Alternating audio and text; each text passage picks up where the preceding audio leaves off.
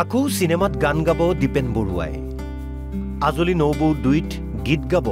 দীপেন দাই 5টা দশক ধৰি তেওঁ গাই আছে গান চিৰসেউজ কণ্ঠই মুহিছে প্ৰজন্মৰ পাছত প্ৰজন্মক ভাল লাগিছে শুনি পেলাই আজলি নৌবৌখন আকৌ কৰিব লোৱাৰ কাৰণে ভালেই মইতো আছোৱেই মোক বিচাৰিলে মই নিশ্চয় সহায় কৰিম যিকোনো ক্ষেত্ৰতে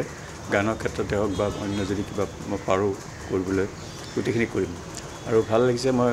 আগতীয়াকৈ শুভেচ্ছা জনালোঁ আজলি নৌবৌ গোটেই টীমটোলৈকে সেইটো ভালেই পাম মই গাবলৈ আৰু সেইটো মই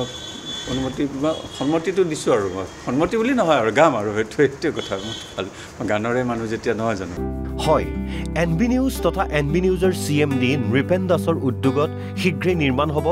80ৰ দশকৰ ছুপাৰহিট অসমীয়া চিনেমা আজলি নৌবৌৰ সিকুৱেল আজলি নৌবৌ 2 ইতিমধ্যে প্ৰাৰম্ভিক কাম-কাজ চলি আছে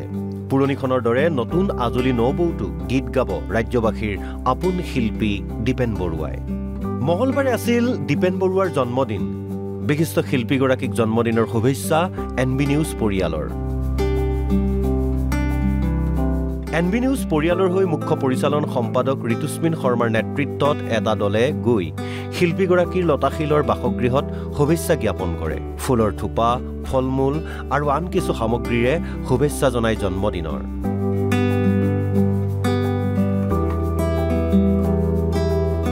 এনবি নিউজৰ ফালৰ পৰা আগবঢ়োৱা হয় কিছু আৰ্থিক সাহায্য আমি দীপেনদাৰ ঘৰলৈ আহিলোঁ আৰু উপজা দিনৰ লগত সংগতি ৰাখি তেখেতক শুভেচ্ছা জ্ঞাপন কৰিলোঁ তেখেতক আমি এনবি নিউজৰ পৰিয়ালৰ ফালৰ পৰা এককালীন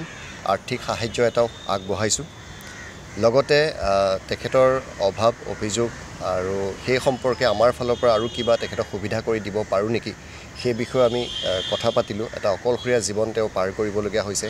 এনবি নিউজৰ ফালৰ পৰা কি ধৰণে তেখেতক সহায় কৰিব পৰা যায় সেই বিষয়ে আমি কথা পাতিলোঁ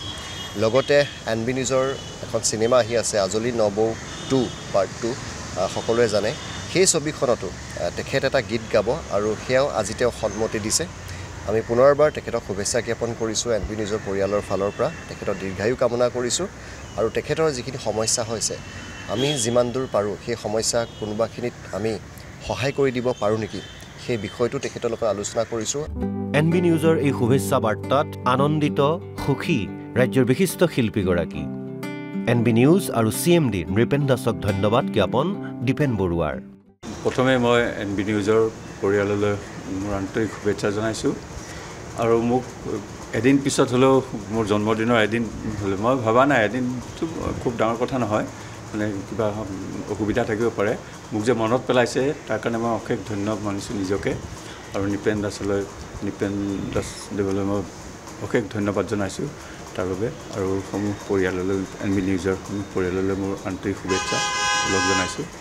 আৰু বহুত ধন্যবাদ জনাইছোঁ বিশিষ্ট শিল্পীগৰাকীয়ে ক'লে মই প্ৰায় এনবি নিউজ চাওঁ এনবি নিউজৰ বাতৰি আৰু অনুষ্ঠানবোৰ ভাল পাইছোঁ এনবি নিউজত মই গৈছোঁ কেইবাবাৰো দুবাৰমান গ'লোঁ নেকি খুব ভাল লাগিছে কাম কাজবিলাক আৰু ভালেই লাগিছে আৰু এইটো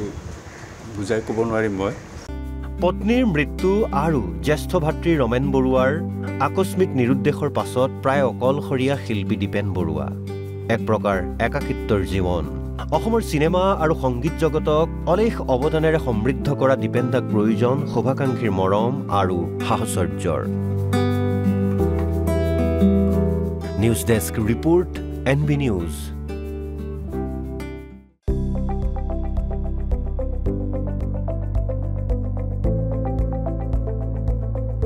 এনবি নিউজ সহজ সৰল ভাষাত নৱভাৰতৰ কথা